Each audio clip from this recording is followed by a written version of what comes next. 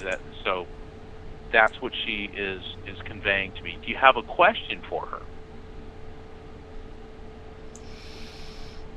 Well, I I went back a little bit over 10 years ago and completed with my family, my mom and my brother, and friends and people I loved when I left, because I escaped from Hungary, and I went back for the purposes of completing those relationships, to make sure that they knew that I loved them, and that I did what I did because I had to do it. I had to do it to survive. So I did that, and I understood my mom, why she was the way she was with me. Although for a long time I took it personally, she was very tough on me, and it's it's a long story. Can't go into it right now.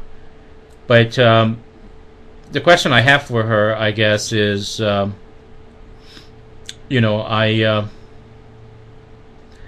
kind of distanced myself from the whole family after I completed with everybody, because I just wanted to get on with my life. And my experience when I went back was that I was back being 19 again, like nothing has happened.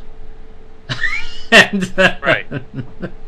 And that wasn't a time that I really enjoyed. What she's saying is she didn't know how to treat you, because when you came back, here you were, a man, and she realized, see, this is why she brought up the communication issue about not communicating. Like she and your father would not communicate at times, and the thing that she didn't like about, or has a regret about, which is why she's coming through now to rectify this, is the lack of communication.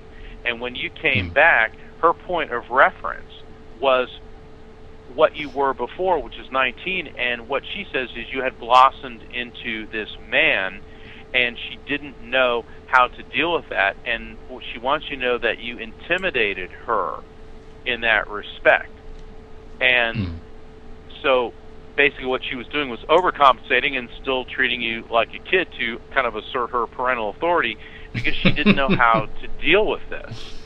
And and so what she wants to do is to embrace you with love, and to say that you always had her approval and had her acceptance, but she says where she made a mistake in her life was not letting you know that. She said the problem with our family is, and this is very interesting imagery, Steve, it's as if your family was a bottle, and it's like green glass, okay? So first off, I don't know if a bottle, like a green bottle, makes sense to you, but your family's this green bottle, and then she's throwing it up in the air, and it's falling and shattering into a million pieces. While the family still exists, it feels all fragmented, and it never felt like it was whole again, and nobody really, it's kind of like, all the king's men, all the king's horses couldn't put this back together again, and that's kind of how she felt. And it's interesting, too, because your mother communicates in an allegorical fashion. She uses a lot of symbols, and was she real big on like children's stories or legends and bedtime type stories when you were a kid?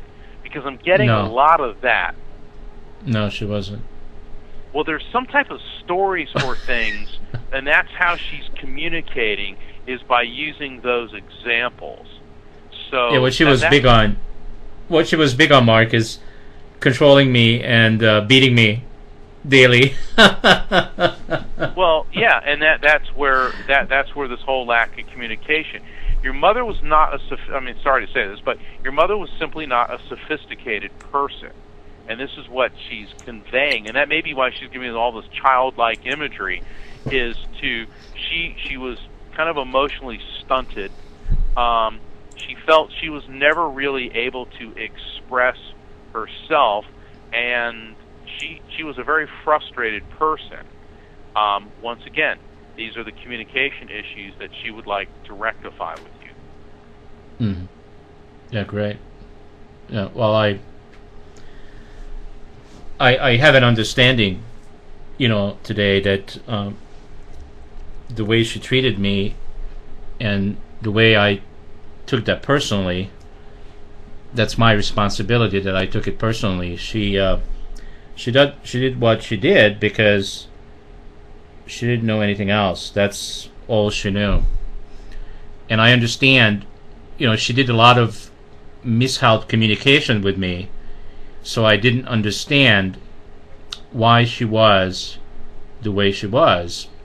But once she told me, and she didn't tell me until it was actually in the phone conversation that I first made after leaving the country for 20 years. I didn't talk to her for 20 years. Or well, for my, and with you my don't dad. have to you don't have to respond on this. But your mother, she lived, and this is the imagery that I'm getting. She was brutalized. I think when she was a teen, before you were born, when she was either in her teen years or early 20s. And I'm not going to elaborate on that. Okay. Yeah, I know what it was. Yeah. Okay. Yeah. Because we're on the air, and God knows how many people are listening, and I don't want to, get. I have actually shared that on the air. Oh, have more you? than Okay. once. Yeah. Okay. And yeah, I'm not like Oprah that waits 24 years to tell the truth. Yeah. Well, but she was brutalized, and she didn't deal with this properly, nor did her family, and you couldn't really report it the way you would in this country, because I'm getting that it almost seems like either military or police or somebody in official type capacity. In other words, you would go and complain to the very people who are supposed to enforce things are the ones that did this sort of thing to her, is what I'm getting. And this was it was actually the Nazis that did it. That's that's exactly what it was. And I was going to say like the 40s, the 1940s is what I'm getting. And what this became for her, and once again, she is communicating through allegory. It's as if there's a smoldering fire, not a roaring fire, but a smoldering fire that was always inside of her that she suppressed, and it made her angry, and it made her also physically